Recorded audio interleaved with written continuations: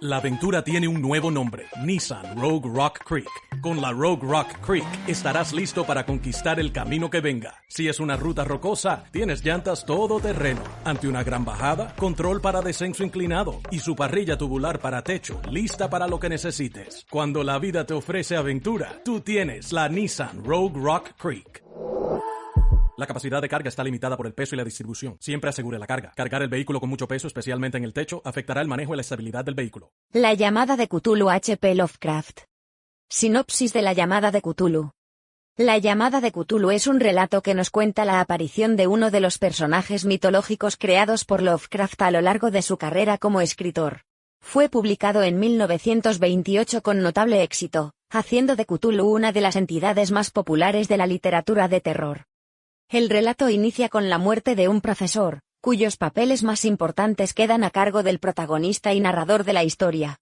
Este se da cuenta de la existencia de una especie de monstruo con cabeza de pulpo llamado Cthulhu, que yace dormido en las profundidades de R'lyeh. También descubre que el profesor formaba parte de una especie de secta que desea despertar a Cthulhu para que éste domine el mundo. Con una trama inquietante, en este relato, Lovecraft nos sumerge en un mundo de misterio que nos deja perplejos. Capítulo I. No hay en el mundo fortuna mayor, creo, que la incapacidad de la mente humana para relacionar entre sí todo lo que hay en ella. Vivimos en una isla de plácida ignorancia, rodeados por los negros mares de lo infinito, y no es nuestro destino emprender largos viajes. Las ciencias, que siguen sus caminos propios, no han causado mucho daño hasta ahora, pero algún día la unión de esos disociados conocimientos nos abrirá a la realidad, y a la endeble posición que en ella ocupamos, perspectivas tan terribles que enloqueceremos ante la revelación, o huiremos de esa funesta luz, refugiándonos en la seguridad y la paz de una nueva edad de las tinieblas. Algunos teósofos han sospechado la majestuosa grandeza del ciclo cósmico del que nuestro mundo, y nuestra raza no son más que fugaces incidentes. Han señalado extrañas supervivencias en términos que nos helarían la sangre si no estuviesen disfrazados por un blando optimismo. Pero no son ellos los que me han dado la fugaz visión de esos dones prohibidos, que me estremecen cuando pienso en ellos, y me enloquecen cuando sueño con ellos. Esa visión, como toda temible visión de la verdad, surgió de una unión casual de elementos diversos, en este caso, el artículo de un viejo periódico, y las notas de un profesor ya fallecido. Espero que ningún otro logre llevar a cabo esta unión. Yo, por cierto, si vivo, no añadiré voluntariamente un solo eslabón a tan espantosa cadena. Creo, por otra parte, que el profesor había decidido. 4. También, no revelar lo que sabía, y que si no hubiese muerto repentinamente, hubiera destruido sus notas.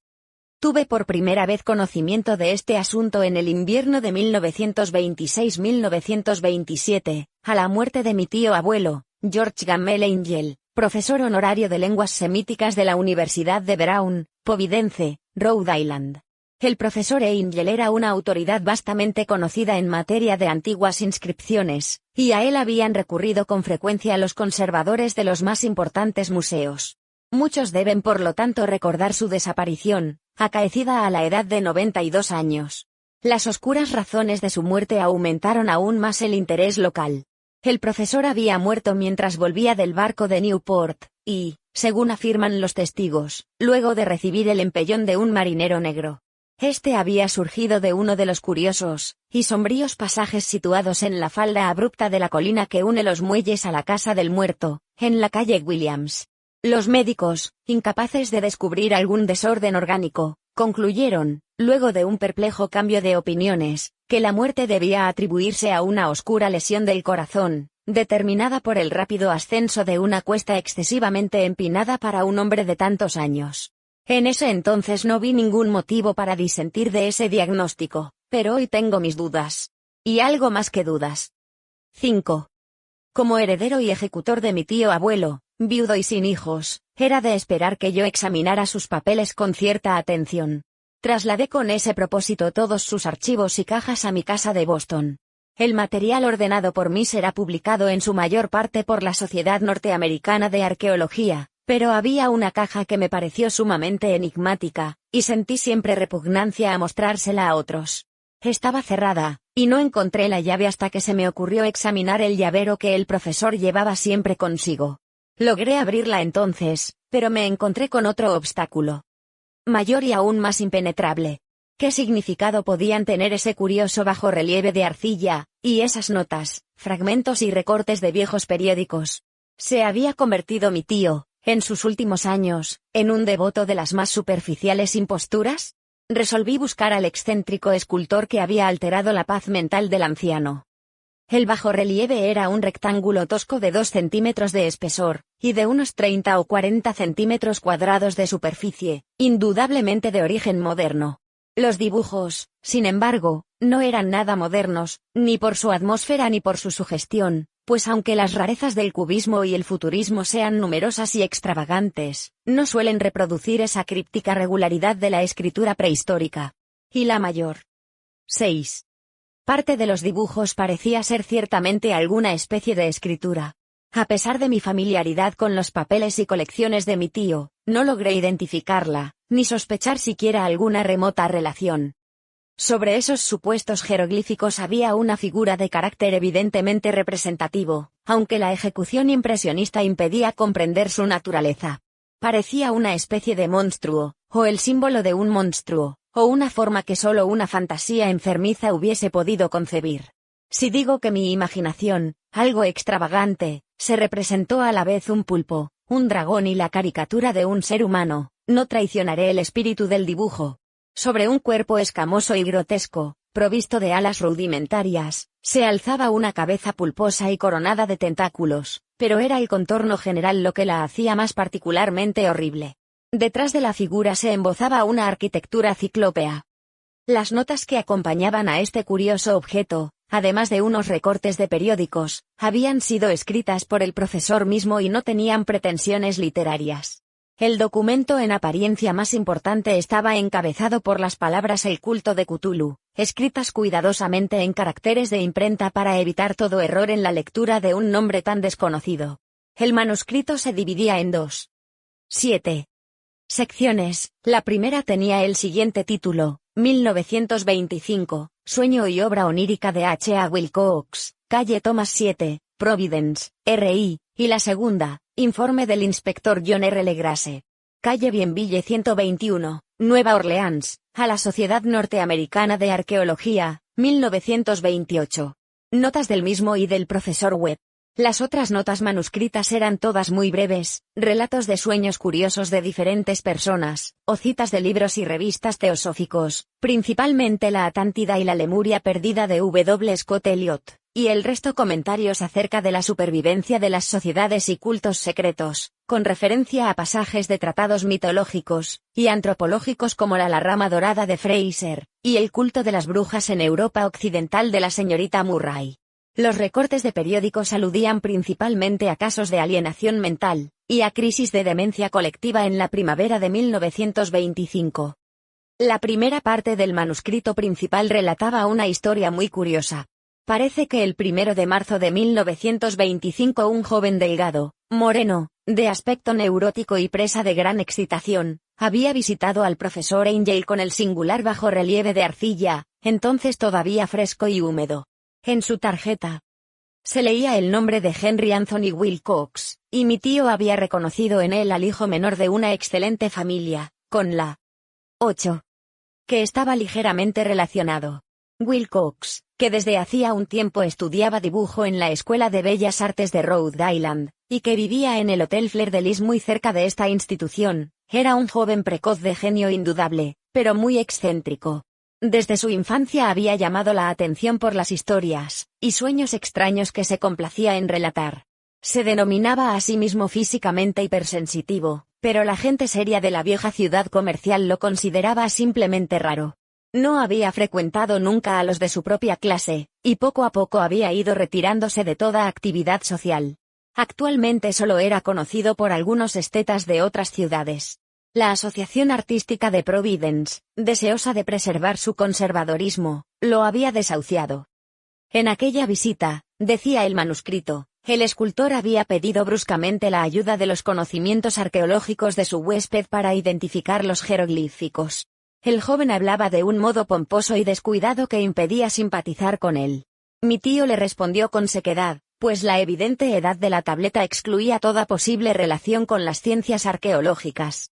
La réplica del joven Wilcox, que impresionó bastante a mi tío como para que la reprodujera palabra por palabra, tuvo ese énfasis poético que caracterizaba sin duda su conversación habitual. 9.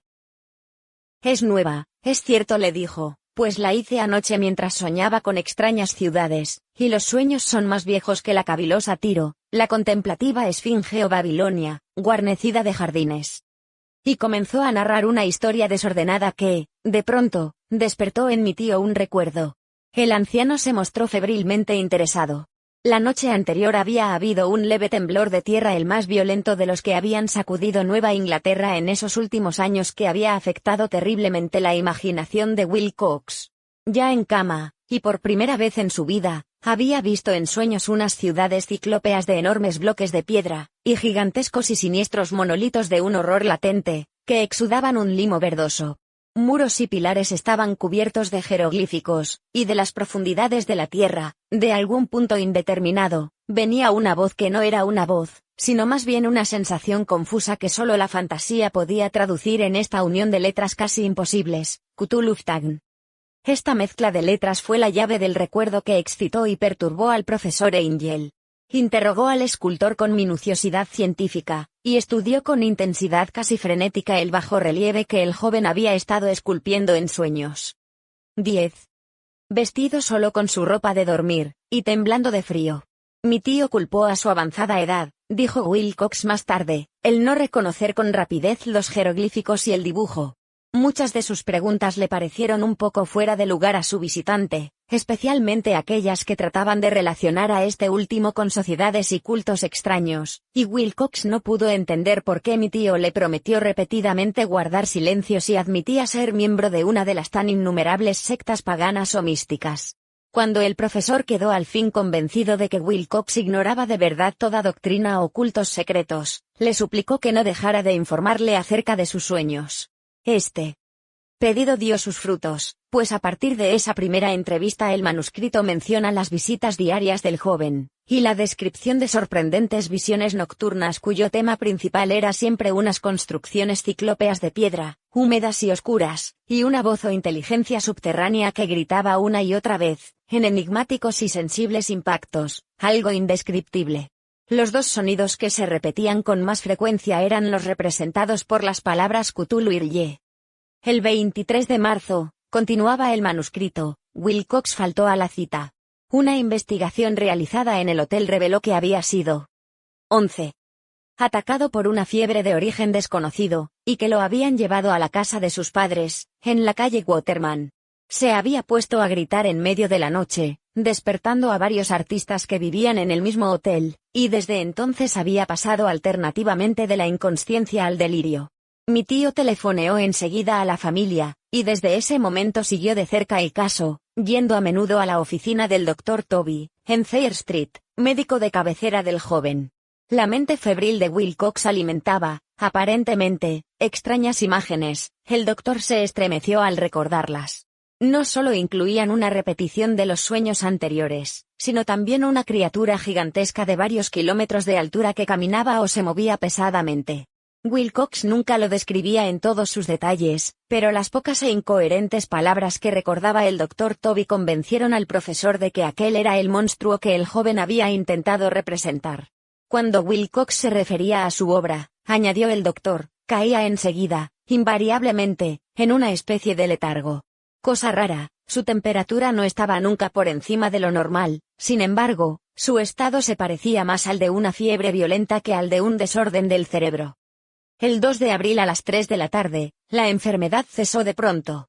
Wilcox se sentó en la cama, asombrado de encontrarse en la casa de sus padres, e ignorando totalmente lo que había ocurrido en sus sueños o en la realidad desde el 22 de marzo. 12. Como el médico declarara que estaba curado, a los 3 días volvió a su hotel. Pero ya no le fue de ninguna utilidad al profesor Angel. Junto con su enfermedad se habían desvanecido todos aquellos sueños, y luego de oír durante una semana los relatos inútiles e irrelevantes de unas muy comunes visiones, mi tío dejó de anotar los pensamientos nocturnos del artista. Aquí terminaba la primera parte del manuscrito, pero las abundantes notas invitaban de veras a la reflexión. Solo el escepticismo inveterado que informaba entonces mi filosofía puede explicar mi persistente desconfianza. Las notas describían lo que habían soñado diversas personas en el mismo período en que el joven Wilcox había tenido sus extrañas revelaciones. Mi tío, parecía, había organizado rápidamente una vasta encuesta entre casi todos aquellos a quienes podía interrogar sin parecer impertinente, pidiendo que le contaran sus sueños, y le comunicaran las fechas de todas sus visiones notables. Las reacciones habían sido variadas, pero el profesor recibió más respuestas que las que hubiese obtenido cualquier otro hombre sin la ayuda de un secretario. Aunque no conservó la correspondencia original, las notas formaban un completo y muy significativo resumen. La aristocracia y los hombres de negocios, la tradicional sal de la tierra de Nueva Inglaterra, dieron un 13. Resultado casi completamente negativo, aunque hubo algunos pocos casos de informes de impresiones nocturnas, siempre entre el 13 de marzo y el 2 de abril, período de delirio de joven escultor. Los hombres de ciencia no fueron tampoco muy afectados, aunque por lo menos 4 vagas descripciones sugerían la visión fugaz de extraños paisajes, y uno de ellos hablaba del temor a algo anormal. Las respuestas más pertinentes procedían de artistas y poetas, que si hubieran podido comparar sus notas hubieran sido presas del pánico. Ante la falta de las cartas originales, llegué a sospechar que el compilador había estado haciendo preguntas insidiosas o había deformado el texto de la correspondencia para corroborar lo que había resuelto ver. Por eso persistí en la creencia de que Wilcox, conociendo de algún modo los viejos documentos reunidos por mi tío, había estado engañándolo. Estas respuestas de los artistas narraban una perturbadora historia. Entre el 28 de febrero y 2 de abril gran parte de ellos había tenido sueños muy curiosos, alcanzando su máxima intensidad en el tiempo del delirio del escultor. Una cuarta parte hablaba de escenas y sonidos semejantes a los descritos por Wilcox, y algunos confesaban su terror ante una criatura gigantesca y sin nombre. Un caso, que las notas describían con énfasis, era particularmente triste. El sujeto, un arquitecto muy conocido, algo inclinado al ocultismo y la teosofía, se volvió completamente loco la noche que llevaron al joven Wilcox a la 14. casa de sus padres, y murió meses después gritando que lo salvaran de algún escapado habitante del infierno. Si mi tío hubiese conservado los nombres de estos casos, en vez de reducirlos a números, yo hubiera podido hacer alguna investigación personal. Pero, como estaban las cosas, solo pude encontrar a unos pocos. Todos, sin embargo, confirmaron las notas. Me pregunté a menudo si aquellos a quienes había interrogado el profesor Angel se habían sentido tan intrigados como este grupo. Nunca les di explicaciones, y es mejor así. Los recortes de prensa, como ya he dicho, trataban de casos de pánico, manía y excentricidad, siempre en el mismo período. El profesor Angel debió de haber empleado una agenda de recortes, pues el número de estos extractos era prodigioso, y además procedían de todos los rincones del mundo. Uno describía un suicidio nocturno en Londres, un hombre había saltado por una ventana luego de lanzar un grito horrible. En una confusa carta al editor de un periódico sudamericano un fanático anunciaba, apoyándose en sus visiones, un futuro siniestro. Un despacho de California relataba que una colonia teosófica había comenzado a usar vestiduras blancas ante la proximidad de un glorioso acontecimiento, que no llegaba nunca, mientras las noticias de la India se referían cautelosamente a una seria agitación de los nativos, producida a fines de marzo. Las orgías vudúes se habían multiplicado en Haití, y en África se había hablado de unos cantos misteriosos. 15. Los oficiales norteamericanos radicados en Filipinas habían tenido ciertas dificultades con algunas tribus, y en la noche de 22 de marzo los policías de Nueva York habían sido molestados por levantinos histéricos. Confusos rumores recorrieron también el oeste de Irlanda, y un pintor llamado Ardois Bonnot exhibió en 1926, en el Salón de Primavera de París, un blasfemo paisaje de sueño. En los asilos de alienados los desórdenes fueron tan numerosos que solo un milagro logró impedir que el cuerpo médico advirtiera curiosas semejanzas y sacara apresuradas conclusiones. Una rara colección de recortes, de veras, apenas concibo hoy el crudo racionalismo con que los hice a un lado. Pero quedé convencido de que el joven Wilcox había tenido noticias de unos sucesos anteriores mencionados por el profesor. 16. CAPITULO 2. Los sucesos anteriores por los que mi tío diera tanta importancia al sueño del escultor, y al bajorrelieve eran el tema de la segunda mitad del largo manuscrito. Ya una vez, parecía, el profesor Angel había visto los odiosos contornos del monstruo anónimo, había meditado sobre los desconocidos jeroglíficos, y había oído las sílabas que solo la palabra Cthulhu podía traducir.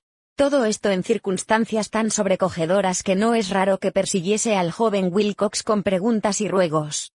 Esta experiencia anterior había ocurrido 17 años antes, en 1908, mientras la Sociedad Norteamericana de Arqueología celebraba su consejo anual, en St. Louis. El profesor Angel, por su autoridad y sus méritos, había desempeñado un papel importante en todas las deliberaciones, y a él se acercaron varios profanos que aprovechaban la oportunidad de la convocatoria para hacer preguntas y plantear problemas. El jefe de ese grupo no tardó en convertirse en centro de atracción de todo el Congreso. Era un hombre de aspecto muy común, mediana edad, y que había hecho el viaje de Nueva Orleans a St. Louis en busca de cierta información que no había podido obtener en su distrito. Se llamaba John Raymond Legrasse y era inspector de policía. Traía consigo el objeto de 17. Su viaje, una estatuita de piedra, repugnante y grotesca, muy antigua aparentemente, cuyo origen no había logrado determinar. No debe creerse que el inspector Legrasse se interesara por la arqueología. Todo lo contrario, su deseo de instruirse tenía como único origen razones puramente profesionales. La estatuita, ídolo, fetiche o lo que fuese, había sido capturada meses antes en los pantanos boscosos del sur de Nueva Orleans, en el curso de una expedición contra una presunta ceremonia vudú. Tan singulares y odiosos eran los ritos, que la policía comprendió que se hallaba ante un culto totalmente ignorado, e infinitamente más diabólico que los del vudú. Los confusos e increíbles relatos arrancados por la fuerza a los prisioneros nada informaron sobre su posible origen. De ahí el deseo de la policía de consultar a alguna autoridad para identificar así el horrible símbolo, y seguir las huellas del culto hasta sus fuentes. El inspector Legrasse no había esperado que su pedido convocara una impresión semejante. La aparición de la curiosa estatuita bastó para excitar a los hombres de ciencia, y pronto todos rodearon al inspector para contemplar de cerca la diminuta figura cuya rareza, y aspecto de genuina y abismal antigüedad abrían perspectivas tan misteriosas y arcaicas. 18. Nadie reconoció la escuela escultórica de la que había nacido la estatua, y sin embargo centenares y hasta miles de años parecían haberse posado en la oscura y verdosa superficie de aquella piedra desconocida. La figura, que los miembros del Congreso pasaron de mano en mano para estudiarla con más minuciosidad, medía de unos 20 a 25 centímetros de altura y estaba finamente labrada. Representaba un monstruo de contornos vagamente antropoides, pero con una cabeza de pulpo cuyo rostro era una masa de tentáculos, un cuerpo escamoso que sugería cierta elasticidad, 4 extremidades dotadas de garras enormes, y un par de alas largas y estrechas en la espalda. Esta criatura, que exhalaba una malignidad antinatural, parecía ser de una pesada corpulencia, y estaba sentada en un pedestal o bloque rectangular, cubierto de indescriptibles caracteres. Las puntas de las alas rozaban el borde posterior del bloque, el asiento ocupaba el centro, mientras que las garras largas y curvas de las plegadas extremidades asían el borde anterior, y descendían hasta un cuarto de la altura del pedestal. La cabeza de cefalópodo se inclinaba hacia el dorso de las garras enormes que apretaban las elevadas rodillas. El conjunto daba una impresión de vida anormal, más sutilmente terrorífico a causa de la imposibilidad de establecer su origen. Su vasta, pavorosa e incalculable edad era innegable, sin embargo, nada permitía. 19. Relacionarlo con algún tipo de arte de los comienzos de la civilización. El material de la estatua encerraba otro misterio. No había nada parecido, en la geología o la mineralogía, a aquella pieza jabonosa, verdinegra, de estrías doradas o iridiscentes. Los caracteres de la base eran igualmente desconcertantes, y ninguno de los miembros del Congreso, a pesar de que representaban a la mitad de las autoridades mundiales en esta esfera, pudo descubrir el más remoto parentesco lingüístico. Tanto la figura como el material pertenecían a algo increíblemente lejano, totalmente distinto de la humanidad que conocemos, algo sugería, de un modo terrible, antiguos y profanos ciclos en los que nuestro mundo y nuestras concepciones no habían participado. Y, sin embargo, Mientras los miembros del Congreso sacudían la cabeza, y se confesaban incapaces de resolver el misterio, uno de ellos creyó descubrir algo raramente familiar en la efigie y los jeroglíficos, y al fin, no sin reticencia, confesó lo que sabía. Este hombre era el hoy desaparecido William Channing Webb, profesor de antropología en la Universidad de Princeton y explorador de bastante renombre. 48 años antes el profesor Webb había recorrido Groenlandia e Islandia en busca de ciertas inscripciones rúnicas que hasta ese entonces no había podido descubrir. En la costa occidental de Groenlandia se había encontrado con una tribu degenerada de esquimales, cuya religión, un culto demoníaco curioso, lo había impresionado sobremanera por su faz deliberadamente sanguinaria y repulsiva. Era aquella una fe que los otros esquimales ignoraban casi del todo, y a la que se referían estremeciéndose. Databa, decían, de épocas muy antiguas, anteriores al nacimiento del mundo. Junto a ritos anónimos y sacrificios humanos había invocaciones de origen tradicional dirigidas a un demonio supremo o Tornasuk. El profesor Webb había oído esa invocación en boca de un viejo Angekok, o brujo sacerdote, y la había transcrito fonéticamente, hasta donde era posible, en caracteres romanos.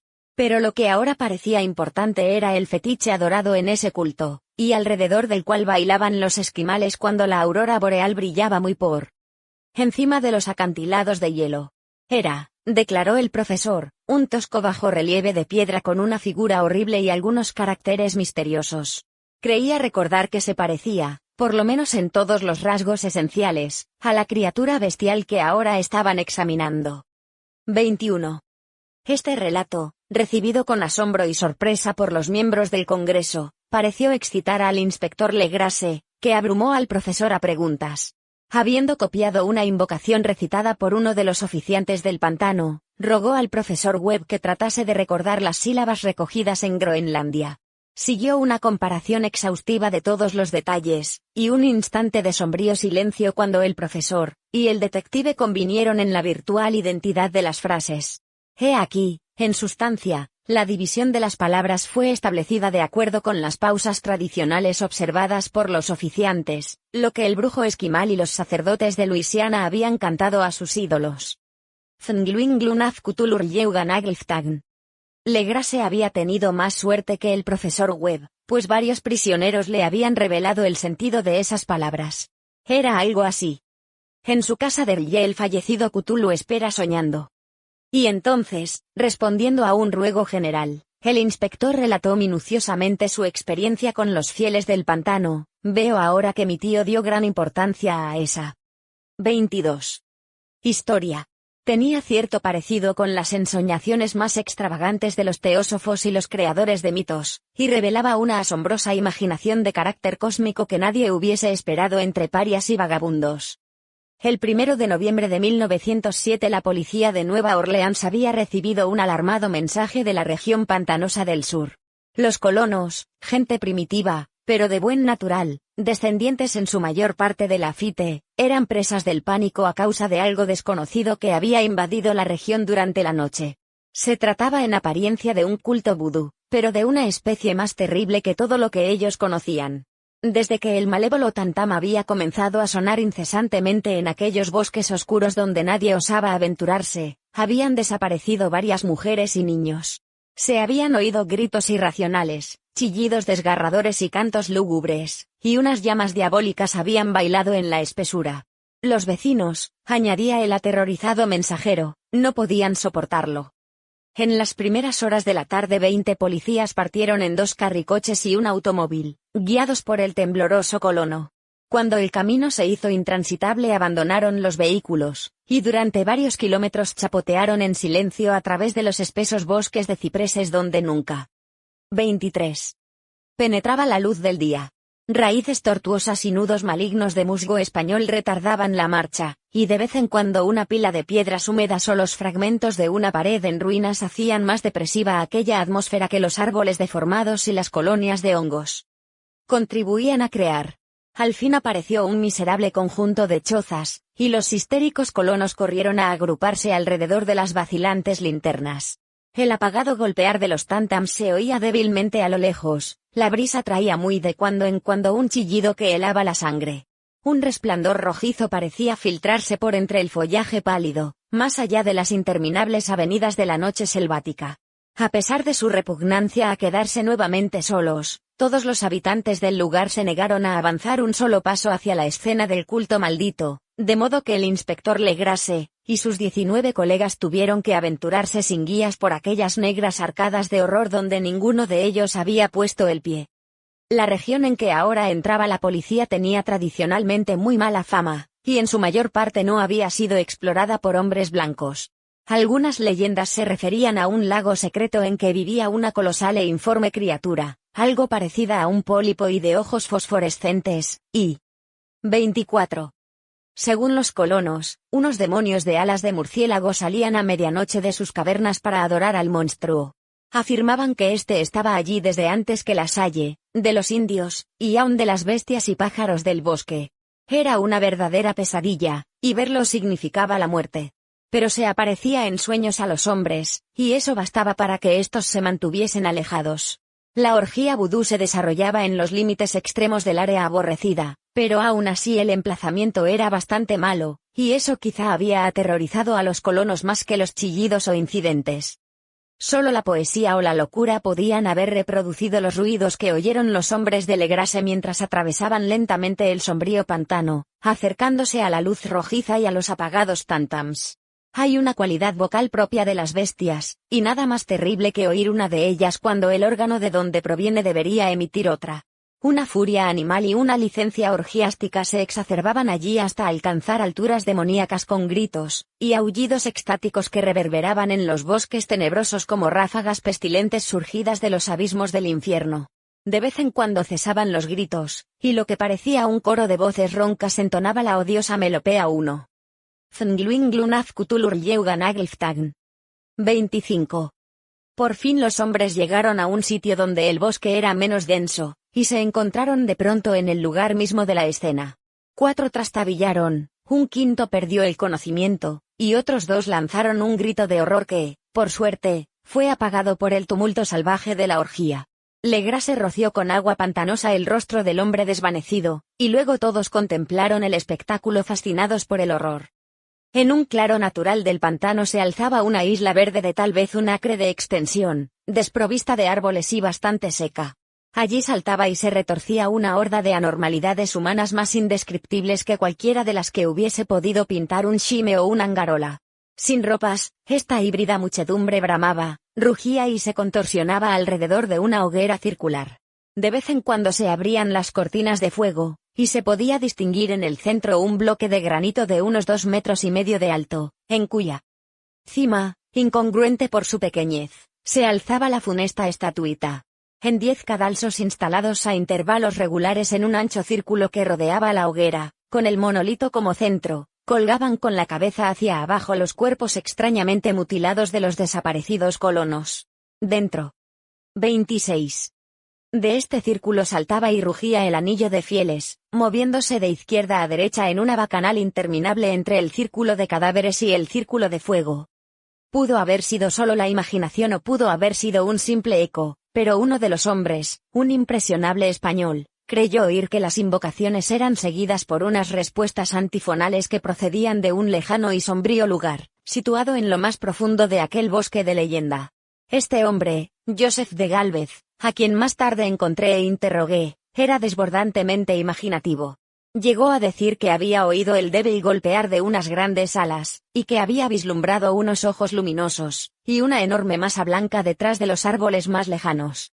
Pero creo que estaba demasiado influido por las supersticiones locales.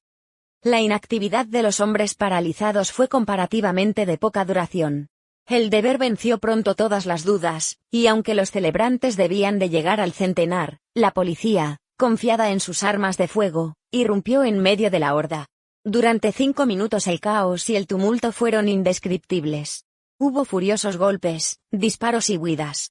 Pero finalmente Legrasse pudo contar 47 prisioneros, a los que obligó a vestirse rápidamente, y que rodeó de policías. 5 de los celebrantes habían muerto, y 27. Otros 2, muy malheridos, fueron transportados por sus cómplices en improvisadas parihuelas. La imagen del monolito fue sacada con todo cuidado y llevada por Legrase.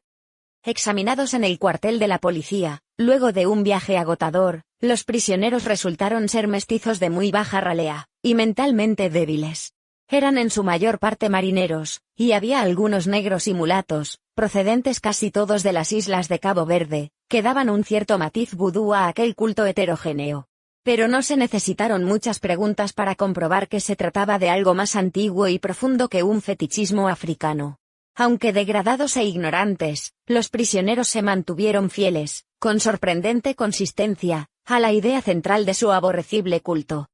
Adoraban, dijeron, a los grandes antiguos que eran muy anteriores al hombre, y que habían llegado al joven mundo desde el cielo.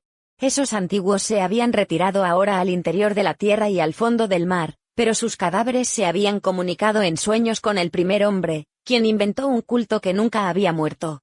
Este era ese culto, y los prisioneros dijeron que había existido siempre y que siempre existiría, ocultándose en lejanías desiertas y lugares retirados hasta que el gran sacerdote Cthulhu saliese de su sombría. 28. Morada en la ciudad submarina de R'lyeh para reinar otra vez sobre la tierra. Algún día vendría, cuando los astros ocuparan una determinada posición, y el culto secreto estaría allí, esperándolo. Mientras tanto no podían decir nada más. Se trataba de un secreto que ni la tortura podría arrancarles. La humanidad no era lo único consciente en la tierra, pues había unas formas que emergían de la sombra para visitar a sus escasos fieles. Pero estas no eran los grandes antiguos. Ningún ser humano había visto a los antiguos. El ídolo de piedra representaba al gran Cthulhu, pero nadie podía decir si los otros eran o no como él. Nadie era capaz de descifrar ahora la antigua escritura, muchas cosas se transmitían oralmente. La invocación ritual no era el secreto. Este no se comunicaba nunca en voz alta. El canto significaba, en su casa de R'lyeh el fallecido Cthulhu espera soñando. Solo 2 de los prisioneros fueron juzgados bastante cuerdos y se les ahorcó, el resto fue enviado a diversas instituciones. Todos negaron haber participado en los crímenes rituales, y afirmaron que los culpables de aquellas muertes eran los alas negras que habían venido hasta ellos desde su refugio inmemorial en el bosque encantado. Pero nada coherente se pudo saber de aquellos aliados misteriosos. Lo que la policía 29. Logró obtener salió en su mayor parte de un viejísimo mestizo llamado Castro, quien pretendía haber tocado puertos distantes, y hablado con los jefes inmortales del culto en las montañas de China. El viejo Castro recordaba fragmentos de odiosas leyendas que empequeñecían las especulaciones de los teósofos, y hacían de nuestro mundo algo reciente y fugaz. En ciclos muy lejanos otros seres habían gobernado la tierra. Habían vivido en grandes ciudades, y sus vestigios podían encontrarse aún le habían dicho a Castro los inmortales de China en unas piedras ciclópeas de algunas islas del Pacífico. Habían muerto muchísimo antes de la aparición del hombre, pero había artes que podrían revivirlos cuando los astros volvieran a ocupar su justa posición en los cielos de la eternidad. Estos seres, indudablemente, procedían de las estrellas y habían traído sus imágenes con ellos. Estos grandes antiguos, continuó Castro, no eran de carne y hueso. Tenían forma, ¿no lo probaba acaso esta imagen estelar? Pero esa forma no era material. Cuando las estrellas eran propicias iban de mundo en mundo a través del cielo, pero cuando eran desfavorables, no podían vivir. Pero aunque ya no viviesen, no habían muerto en realidad. Yacían todos en casas de piedra en la gran ciudad de R'lyeh, preservada por los 30. Sortilegios del gran Cthulhu para el día que las estrellas y la tierra pudiesen recibir su gloriosa resurrección. Pero en esa época alguna fuerza exterior debía ayudar a la liberación de sus cuerpos. Los conjuros que impedían que se descompusieran impedían también que se moviesen, y los antiguos tenían que contentarse con yacer y pensar en la oscuridad mientras transcurrían millones de años. Conocían todo lo que ocurría en el mundo, pues su lenguaje consistía en la transmisión del pensamiento. En ese mismo instante hablaban en sus tumbas. Cuando, luego de un caos infinito, aparecieron los primeros hombres, los grandes antiguos hablaron a los más sensibles moldeándoles los sueños. Aquellos primeros hombres, murmuró Castro, establecieron el culto con que se adoraba a los ídolos de los grandes antiguos, ídolos traídos de estrellas oscuras en una época infinitamente lejana. Ese culto no moriría hasta que las estrellas volvieran a ser favorables.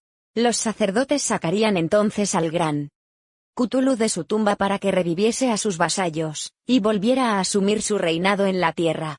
Ese tiempo sería fácil de conocer, pues entonces la humanidad se parecería a los grandes antiguos, salvaje y libre, más allá del bien y del mal, sin moral y sin ley.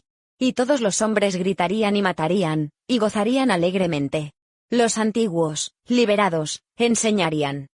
31. Nuevos modos de gritar y matar y gozar, y el mundo entero ardería en un holocausto de libertad y éxtasis. Mientras tanto, el culto, con apropiados ritos, debía conservar el recuerdo de aquellos días antiguos y presagiar su retorno. En los primeros tiempos algunos hombres escogidos habían hablado en sueños con aquellos seres, pero luego algo había pasado. La gran ciudad de piedra de R'lyeh, con sus monolitos y sepulcros, se había hundido bajo las olas, y las aguas de los abismos, con ese misterio primigenio en que nadie había pensado ni siquiera en penetrar, habían interrumpido esas citas espectrales. Pero los recuerdos no morían, y los altos sacerdotes afirmaban que cuando los astros fuesen favorables la ciudad volvería a la superficie. Entonces los viejos espíritus de la tierra, mohosos y sombríos, saldrían de sus subterráneos y propagarían los rumores recogidos allá, en olvidados fondos del océano. Pero de ellos el viejo Castro no se atrevía a hablar. Se interrumpió de pronto y ni la persuasión ni las sutilezas pudieron arrancarle otras informaciones. Tampoco quiso mencionar, curiosamente, el tamaño de los antiguos. En cuanto al culto, afirmó que su centro debía encontrarse en los desiertos intransitados de Arabia, donde Irem, la ciudad de los pilares, sueña aún intacta y secreta. No tenía relación alguna con la brujería europea y solo era conocido por sus miembros. Ningún libro aludía a él, aunque los chinos inmortales decían que en el Necronomicon del árabe loco Abdul al-Hasred había un sentido. 32. Oculto que el iniciado podía interpretar de muy diversas maneras, especialmente en el tan discutido dístico. No está muerto quien puede yacer eternamente, y en épocas extrañas hasta la muerte puede morir. Legrasse, profundamente impresionado, y no poco intrigado, había buscado sin éxito las filiaciones históricas del culto. Castro, aparentemente, había dicho la verdad al afirmar que era un secreto. Las autoridades de la Universidad de Tulane no pudieron arrojar luz alguna sobre el culto o la imagen, y ahora recurría a las mayores autoridades, y se encontraba nada menos que con el episodio de Groenlandia del profesor Webb. El ferviente interés que despertó el relato de Legrasse, corroborado por la presencia de la estatuita, tuvo algún eco en las cartas que intercambiaron luego los miembros del Congreso, pero apenas hay alguna mención en el informe oficial. La prudencia es preocupación primordial de aquellos que se enfrentan a menudo a la charlatanería y la impostura. Legrasse prestó durante un tiempo la estatua al profesor Webb, pero a la muerte de este último le fue devuelta, y está desde entonces en su casa. Allí la he visto no hace mucho tiempo. Es de veras algo estremecedor, e indiscutiblemente parecida a la escultura labrada en sueños por el joven Will Cox. 33. No me asombró que mi tío se hubiese excitado con el relato del joven. ¿Qué pudo pensar al saber, ya enterado de la información recogida por Legrasse, que un joven sensible no solo había soñado la figura, y los jeroglíficos de las imágenes del pantano y de Groenlandia, sino que también había oído en sueños 3 de las palabras de la fórmula repetida por los maestros de Luisiana y los diabólicos esquimales? Era natural que el profesor Angel hubiese iniciado instantáneamente una minuciosa investigación, aunque yo en mi fuero interno sospechaba que el joven Will Cox había oído hablar del culto, y había inventado una serie de sueños para acrecentar el misterio ante los ojos de mi tío. El relato de los otros sueños, y los recortes coleccionados por el profesor parecían corroborar la historia del joven, pero mi bien fundado racionalismo y la total extravagancia del asunto me llevaron a adoptar las conclusiones que estimé más razonables. De modo que luego de estudiar otra vez el manuscrito, y comparar las notas teosóficas y antropológicas con la descripción del culto que había hecho Legrasse, viajé a Providence para ver al escultor e increparle el haberse burlado de tal modo de un sabio anciano. Will Cox vivía aún, solo, en el Fleur-de-Lis de la calle Thomas, desagradable imitación victoriana de la arquitectura bretona del siglo XVII. La fachada de estuco del hotel lucía ostentosamente entre las encantadoras casas coloniales y a la 34. Sombra del más hermoso campanario georgiano que pudiera verse en Norteamérica. Encontré a Will Cox en sus habitaciones, sumido en su labor, y comprendí enseguida, por las piezas que lo rodeaban, que su genio era profundo y auténtico. Creo que durante un tiempo Wilcox figurará entre los grandes decadentes, pues ha cristalizado en arcilla, y reflejará un día en el mármol, esas pesadillas y fantasías evocadas en prosa por Arthur Machen, y que Clark Ashton Smith ha hecho visibles en versos y pinturas. Moreno, frágil y de aspecto un poco descuidado, Wilcox se volvió lánguidamente y sin dejar su silla me preguntó qué deseaba. Cuando le dije quién era, manifestó cierto interés, pues mi tío había excitado su curiosidad al examinar sus raros sueños, aunque sin expresar las razones de ese examen. Sin sacarlo de su ignorancia, traté prudentemente de hacerlo hablar. Poco tiempo me bastó para convencerme de que era absolutamente sincero, hablaba de sus sueños de un modo inequívoco. Esos sueños, y su residuo subconsciente, habían influido profundamente en su arte, y me mostró una estatua mórbida cuyo modelado me estremeció, casi, por la fuerza de su oscura sugestión. No recordaba haber visto el original. 35. Excepto en el bajorrelieve creado durante un sueño, pero los contornos se habían formado insensiblemente bajo sus manos. Era, sin duda, la forma gigantesca de la que había hablado en su delirio. Comprobé muy pronto que no sabía nada del culto, salvo lo que el constante interrogatorio de mi tío había dejado escapar, y traté otra vez de concebir de qué modo podía haber recibido esas impresiones sobrenaturales.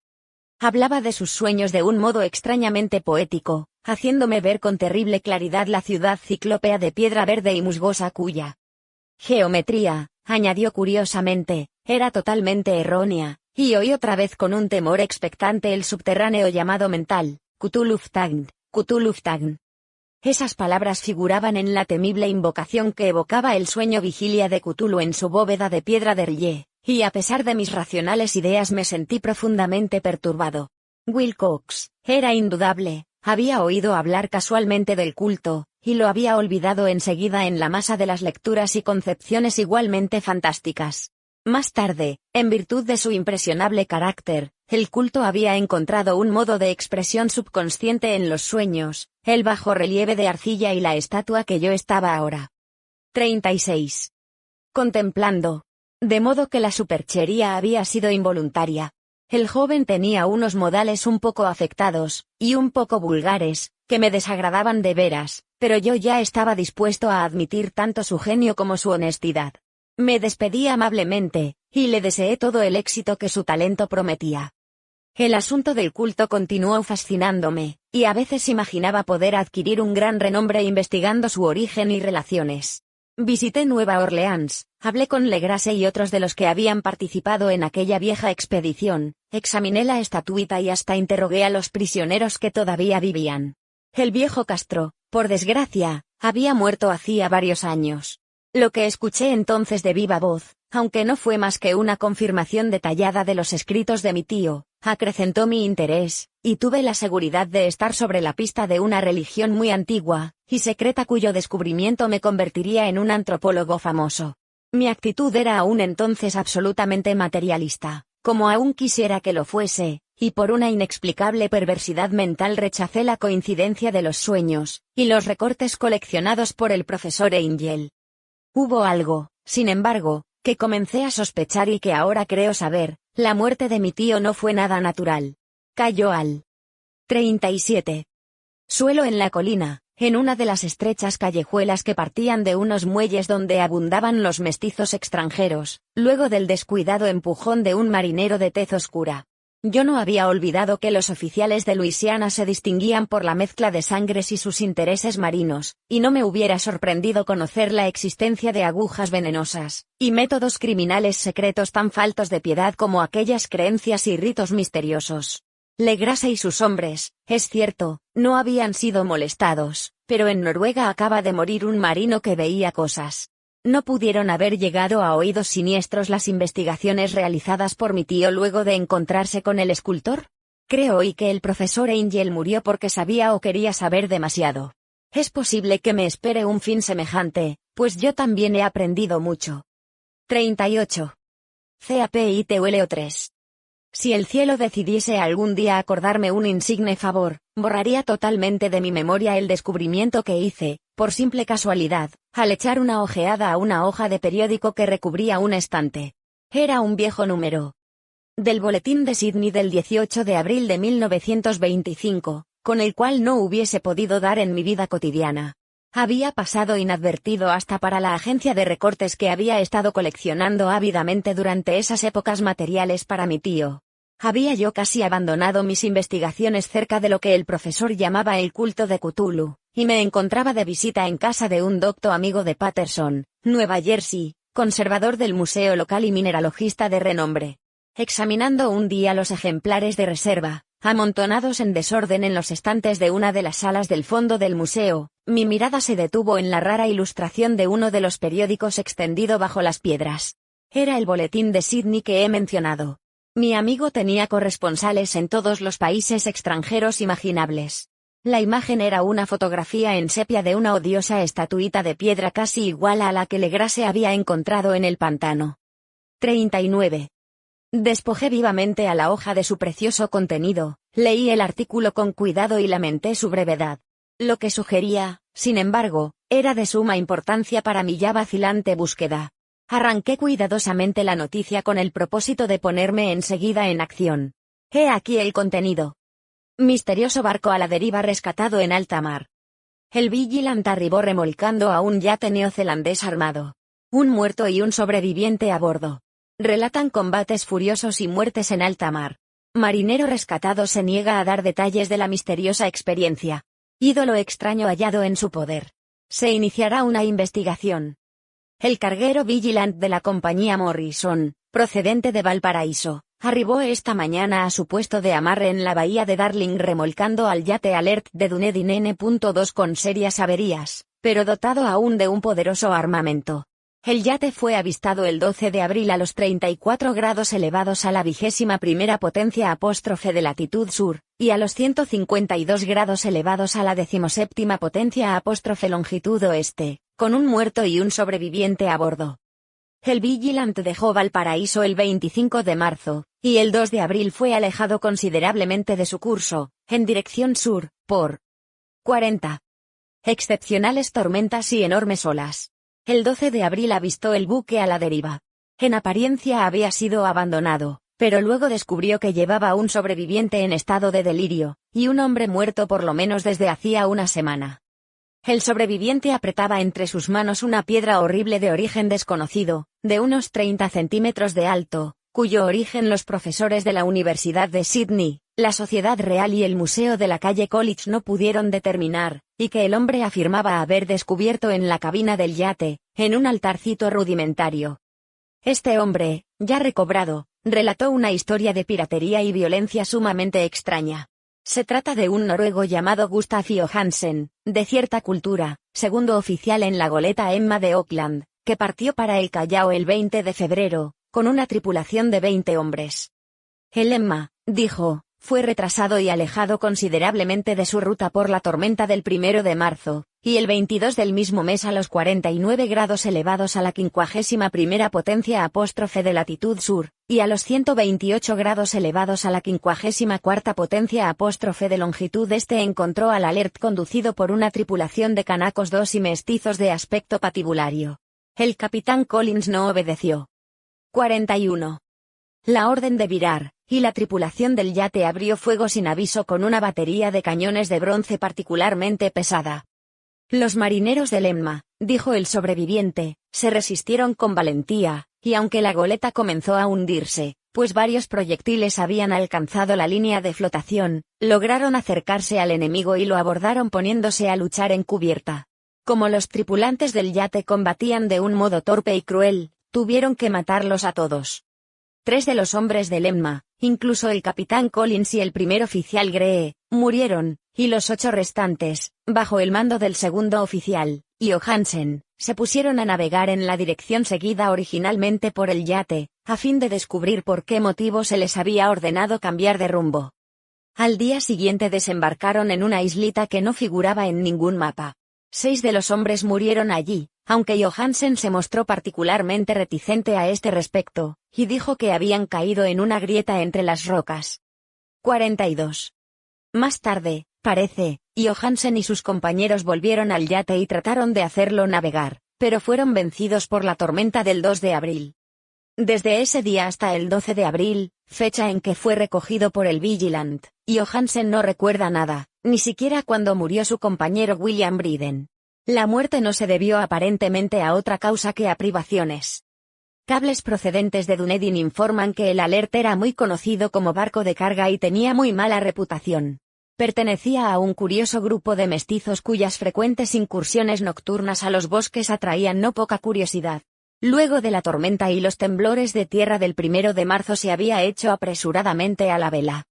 Nuestro corresponsal en Auckland afirma que el Emma y sus tripulantes gozaban de una excelente reputación, y que Johansen es un hombre digno de toda confianza. El almirantazgo va a iniciar una investigación sobre este asunto, durante la cual se tratará de convencer a Johansen para que hable más libremente. 43. Esto era todo, además de la diabólica imagen, pero ¿qué pensamientos despertó en mi mente? Estas nuevas y preciosas noticias acerca del culto de Cthulhu probaban que éste tenía fieles seguidores tanto en el mar como en la tierra. ¿Qué motivo había impulsado a la híbrida tripulación a ordenar el regreso del Emma mientras navegaban con su ídolo? ¿Qué isla desconocida era aquella en que habían muerto 6 de los tripulantes, acerca de la cual el contramaestre Johansen se mostraba tan reticente? ¿Qué resultado había tenido la investigación del almirantazgo y qué se sabía del odioso culto en Dunedin? Y lo más extraordinario, qué profunda y natural relación de hechos era esta que daba una significación maligna e innegable a los sucesos tan cuidadosamente anotados por mi tío. El 1 de marzo y el 28 de febrero, de acuerdo con el uso horario internacional, se habían producido una tormenta y un terremoto. El Alert y su mal encarada tripulación habían dejado rápidamente Dunedin como obedeciendo un imperioso llamado, y en el otro extremo de la tierra poetas y artistas habían comenzado a soñar con una ciclópea ciudad submarina mientras un joven escultor modelaba, en sueños, la forma del terrible Cthulhu. El 23 de marzo la tripulación del Emma desembarcaba en una isla desconocida, perdiendo allí 44 hombres, y en esa misma fecha los sueños de algunas personas alcanzaron su mayor intensidad, y se oscurecieron con el terror de un monstruo maligno y gigantesco, mientras un arquitecto se volvía loco y un escultor caía presa del delirio. ¿Y qué pensar de esa tormenta del 2 de abril, fecha en que cesaron todos los sueños de la ciudad sumergida, y Wilcox salió indemne de aquella fiebre extraña? ¿Qué pensar igualmente de aquellas alusiones del viejo Castro a los antiguos venidos de las estrellas y a su reino próximo, y a su culto, y a su gobierno de los sueños? Estaba balanceándome en el borde de un abismo de horrores cósmicos, insoportables para un ser humano. En todo caso no afectaron sino a la mente, pues el 2 de abril puso término de algún modo a la monstruosa amenaza que había sitiado el alma de los hombres. Aquella tarde, luego de haber pasado el día enviando telegramas y haciendo urgentes preparativos, me despedí de mi huésped y tomé un tren para San Francisco. En menos de un mes llegué a Dunedin, donde, sin embargo, descubrí que se sabía muy poco de los extraños miembros del culto que habían vivido en las posadas marineras. El vagabundeo en los muelles era asunto demasiado común, y no valía la pena mencionarlo. Pero algo oí a propósito de una expedición terrestre realizada por estos mestizos durante la cual se escuchó el débil golpear de unos tambores, y se vio un fuego rojo en las colinas lejanas. 45. En Auckland me enteré de que Johansen había vuelto a Sydney, donde acababa de sometérsele a un inútil interrogatorio, con el pelo totalmente cano, y que luego de vender su casita de la calle West había regresado con su mujer a su viejo hogar, en Oslo. De su aventura no dijo a sus amigos más de lo que ya sabían los oficiales del almirantazgo, y todo lo que pudieron hacer fue darme su nueva dirección. Volví entonces a Sydney y hablé sin éxito con gente de mar y miembros de la corte. Vi el Alert en Circular Quay, en la bahía de Sydney, pero nada me reveló su casco. La imagen en cuclillas, de cabeza de pulpo, cuerpo de dragón, alas escamosas y pedestal con jeroglíficos, se conservaba en el Museo de Hyde Park. La examiné con cuidado y descubrí que estaba exquisitamente labrada, y tenía el mismo profundo misterio, terrible antigüedad y sobrenatural rareza de material que el ejemplar más pequeño de Legrase. Para los geólogos, me dijo el conservador del museo, la estatua era un enigma monstruoso, y juraban que no había en el mundo una roca parecida. Recordé, estremeciéndome, lo que había dicho el viejo Castro a Legrase a propósito de los primeros grandes antiguos. Vinieron de las estrellas y trajeron consigo sus imágenes. 46. Profundamente perturbado resolví visitar al oficial Johansen en Oslo. Llegué a Londres, me reembarqué enseguida para la capital de Noruega, y un día de otoño eché pie a tierra en un limpio desembarcadero, a la sombra del Egeberg. La casa de Johansen, descubrí, estaba situada en la ciudad vieja del rey Harald Hardrada, que había conservado el nombre de Oslo durante los siglos en que la ciudad principal adoptara el nombre de Cristianía. Hice el corto viaje en un taxi, y golpeé con el corazón tembloroso la puerta de una casa vieja y limpia de frente enyesado.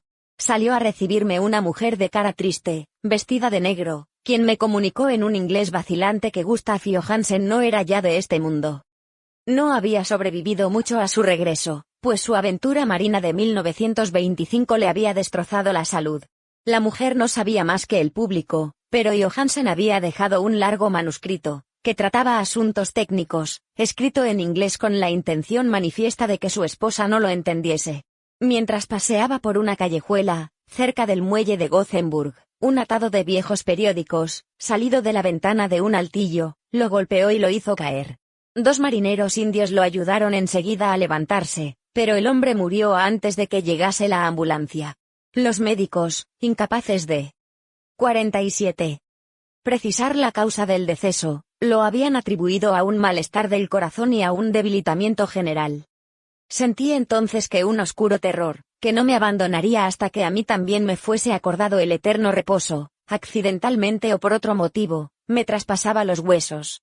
Habiendo persuadido a la viuda de que mi conocimiento de esos asuntos técnicos me autorizaba a poseer el manuscrito, me llevé el documento y comencé a leerlo en el barco que me conducía a Londres. Era un relato simple, desordenado, un diario de mar redactado de memoria en que se intentaba recoger día a día aquel último y terrible viaje.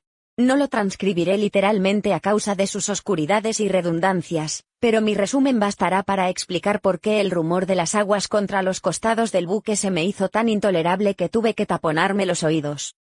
Johansen, gracias a Dios, no lo sabía todo, aunque vio la ciudad y el monstruo, pero yo ya no podré dormir en paz mientras recuerde el horror que espera emboscado del otro lado de la vida, en el tiempo y el espacio, y aquellas malditas criaturas que vinieron de los astros más antiguos, y que sueñan en las profundidades del mar, conocidas y favorecidas por un 48.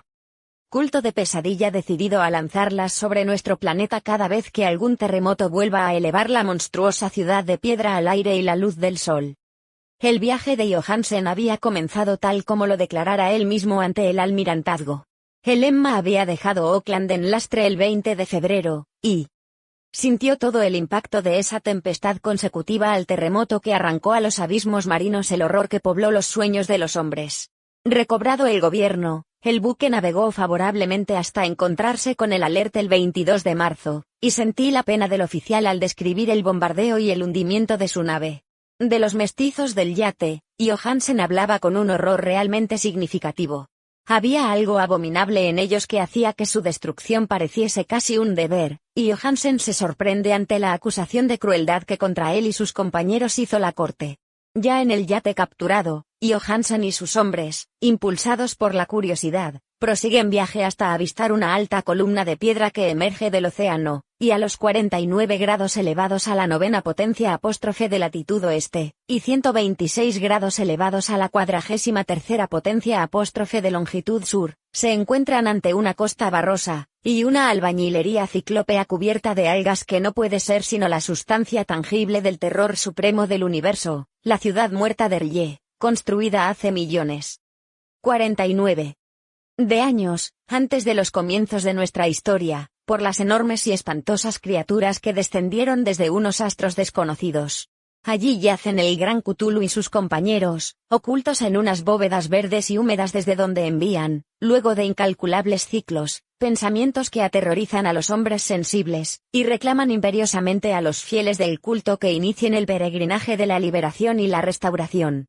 El oficial Johansen ignoraba todo esto, pero Dios sabe bien que había visto bastante. Creo que emergió de las aguas solo la cima de la ciudadela, coronada por un enorme monolito, donde yace el gran Cthulhu.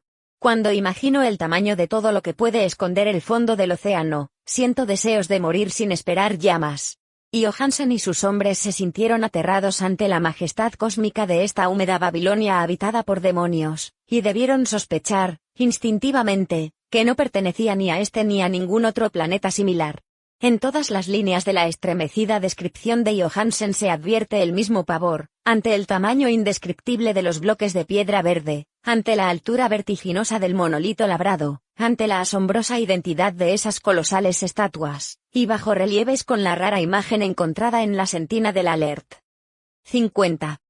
Sin conocer el futurismo, Johansen describe, al hablar de la ciudad, algo muy parecido a una obra futurista. En vez de referirse a una estructura definida, algún edificio, se reduce a hablar de vastos ángulos y superficies pétreas. Superficies demasiado grandes para ser de este mundo, y cubiertas por jeroglíficos e imágenes horribles. Menciono estos ángulos pues me recuerdan los sueños que me relató Will Cox. El joven escultor afirmó que la geometría de la ciudad de sus sueños era anormal, no euclidiana, y que sugería esferas y dimensiones distintas de las nuestras. Ahora un marino ilustrado tenía ante la terrible realidad la misma impresión. Johansen y sus hombres desembarcaron en la playa de esta monstruosa acrópolis y se treparon, resbalando, por los titánicos y musgosos escalones que ningún ser humano hubiera podido edificar. El sol mismo parecía deformado cuando se lo miraba a través de las miasmas polarizadas que emanaban de esta perversión submarina. Una amenaza tortuosa acechaba en esos ángulos desconcertantes donde una segunda mirada descubría una concavidad donde se había creído ver la convexidad. Todos los exploradores, aun antes de ver algo definido, salvo las rocas, los musgos y las algas, se sintieron presas de un 51. Indefinible terror. Todos habrían escapado si no hubiesen temido la burla de los otros, y solo de mala gana se decidieron a buscar vanamente, como comprendieron más tarde, algo que sirviese de recuerdo. Rodríguez, el portugués, fue el primero en llegar a la base del monolito, y les gritó a los otros lo que acababa de descubrir. Poco más tarde los hombres contemplaron curiosamente una enorme puerta de piedra labrada con el ya familiar bajorrelieve del pulpo dragón. Se parecía, dice Johansen, a la enorme puerta de un granero. Todos vieron allí una puerta, ya que estaba encuadrada en un umbral, un dintel y dos montantes, pero nadie pudo decidir si estaba situada horizontalmente, como la puerta de una trampa, o algo inclinada, como la puerta exterior de un altillo. Como lo hubiese dicho Will Cox, la geometría del lugar era errónea. Uno no podía estar seguro de que el mar y el suelo fueran horizontales, de modo que la posición relativa de todo el resto parecía variar fantásticamente. Briden presionó sobre la piedra en diversos sitios sin resultado. Luego Donovan palpó con delicadeza los bordes, apretando separadamente cada punto. Subió con lentitud a lo largo de la grotesca moldura de piedra. Puede decirse que subió si se admite que la puerta no era al fin y al cabo horizontal, y los 52 hombres se preguntaron cómo una puerta podía ser tan enorme. Al fin, muy suavemente, muy lentamente, la parte superior del panel comenzó a inclinarse hacia adentro, y todos vieron que la piedra se balanceaba.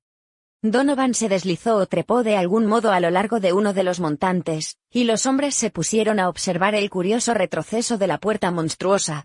En este fantástico mundo de deformaciones prismáticas, la piedra se desplazaba anormalmente en diagonal, despreciando todas las leyes de la materia y la perspectiva.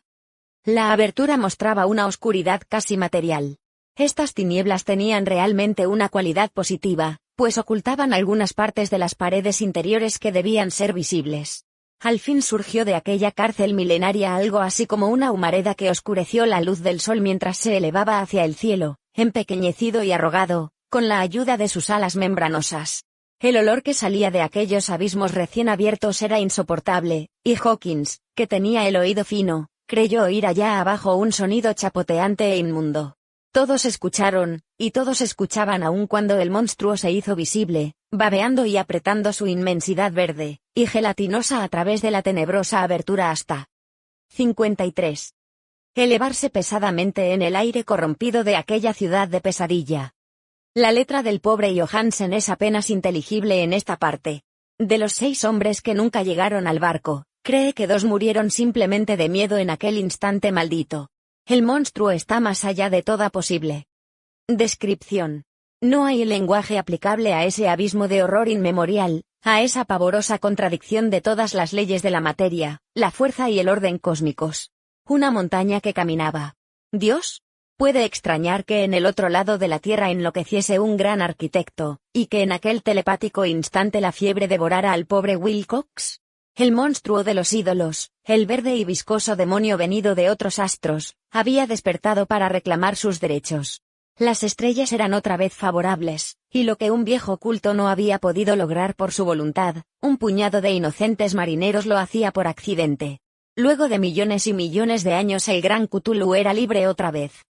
3 hombres fueron barridos por aquellas patas membranosas antes que nadie tuviese tiempo de volverse. Que descansen en paz, si hay algún descanso en el universo. Eran Donovan, Guerrera y Armstrong. Parker resbaló mientras los otros 3. 54. Sobrevivientes se precipitaban frenéticamente en un escenario infinito de rocas verdosas. Y Johansen jura que fue absorbido hacia arriba por un ángulo que no debía estar allí, un ángulo agudo que se había comportado como si fuese obtuso.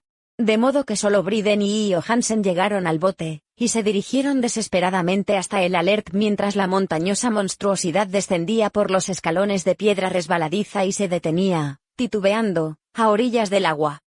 Las calderas habían quedado funcionando a pesar de que todos habían bajado a tierra, y bastaron unos pocos segundos de frenéticas corridas entre ruedas y motores para poner en marcha el Alert.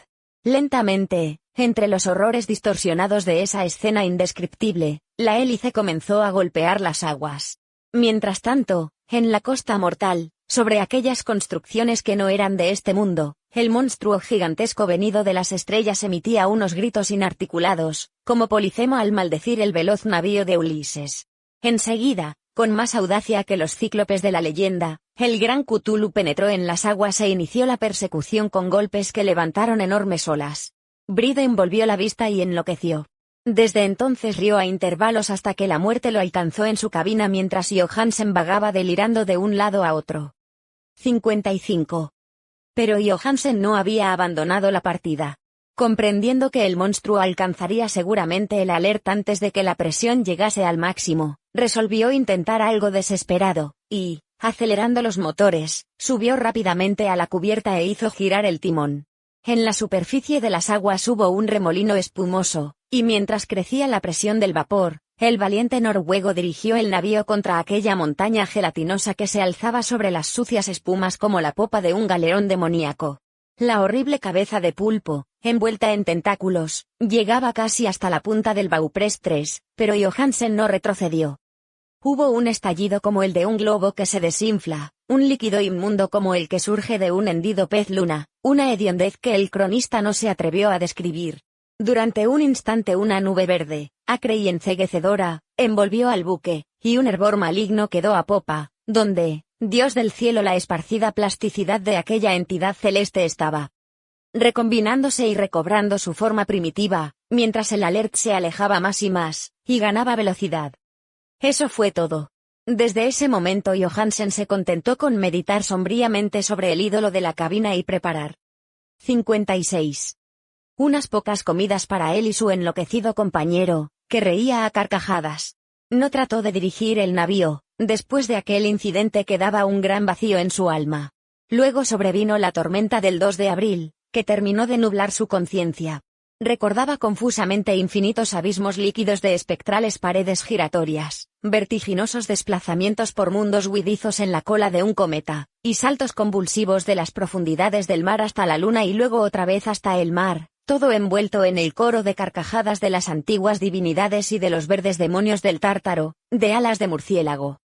Luego de esas pesadillas vino el rescate, el Vigilant, el tribunal del almirantazgo, las calles de Dunedin y el largo viaje de retorno a la casa natal, junto a Legeberg. Nada podía contar, pasaría por loco. Lo escribiría todo antes de morir, pero su mujer no debería sospechar nada. La muerte sería para él beneficiosa solo si borraba los recuerdos. Tal era el documento que leí.